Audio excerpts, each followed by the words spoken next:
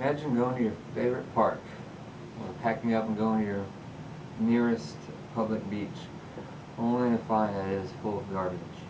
This is becoming more and more a reality in the world as we generate more waste. Recycling is a well-known fact to everyone these days. Uh, but does everyone really participate in their local programs? What I'm going to show you some statistics of waste generation in the United States, as well as some recycling rates in the United States. And then I'm going to talk about two success stories of recycling in two different corners of the United States. And then I'm going to follow up with what we can do to generate less waste. Now, the first thing I want to go over are some statistics of waste generation and recycling. Now, this is all according to the U.S. Environmental Protection Agency at www.epa.org. And on that website, they begin to say that in 2010, 250 million tons of waste was generated by the United States. Now, it also says that the average person generates 4.4 pounds per person per day of waste in 2010. Now, this is up from 2.6 pounds per person per day from 1960.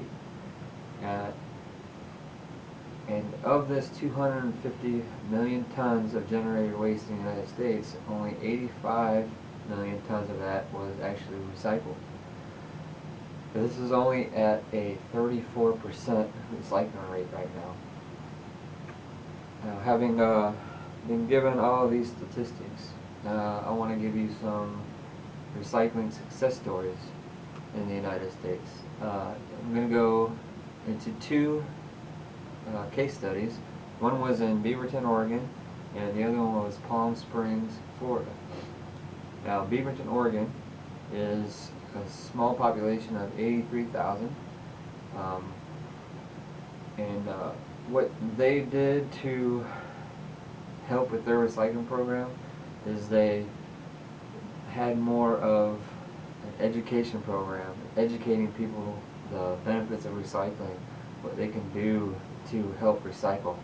Now, they increased their recycling rate 5% in just a few years, and they are currently at a 32% recycling rate right now, which is above their rate of their proposed rate for the state.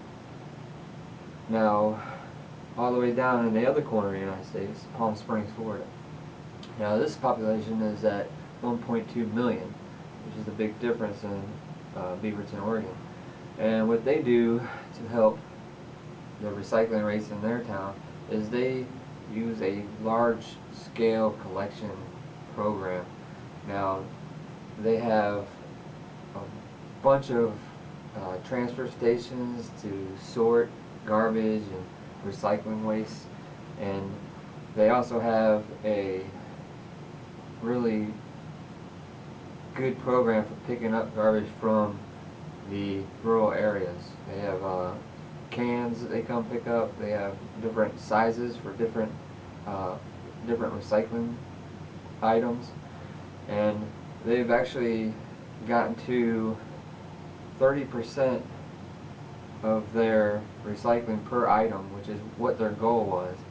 And their overall goal is to reach a 50% recycling rate overall. Now, these are just two case studies of recycling success stories, and having those now, I want to go into what we can do to produce less waste. Now, there are a lot of things we can do to produce less waste, and what the Environmental Protection Agency calls it is what source reduction. And what that is pretty much we reuse things, reuse bottles, reuse cans. Don't just throw everything away and buy new things. You can actually reuse a lot of stuff, and this will actually help cut down on the waste that is produced. Another thing is composting. Everybody can compost with with organic waste using microorganisms, and this compost can be reused in gardens and other areas of your yard, and that will definitely cut down in the amount of waste that is produced by each person. And another thing they suggest doing is buying items that have already been recycled. Everybody sees the little arrows on the bottom of items, and just look for recycled items, and this will also help produce less waste. Now, knowing all that, I've given you reasons to recycle. I've gone over statistics of waste generation. I've gone over 2 case studies of recycling success stories. And now I've shown you some recycling rates and success stories and what we can do to recycle.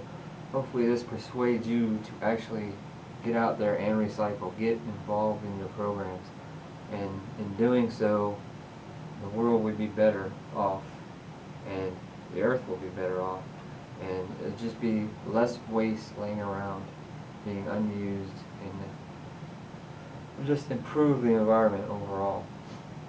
Now again, all of this information can be found on www.epa.org, and it goes into a lot more detail than what I've given you. And if I haven't persuaded you, if you read this website, you would definitely be persuaded to recycle more and get involved in your community programs. Thanks.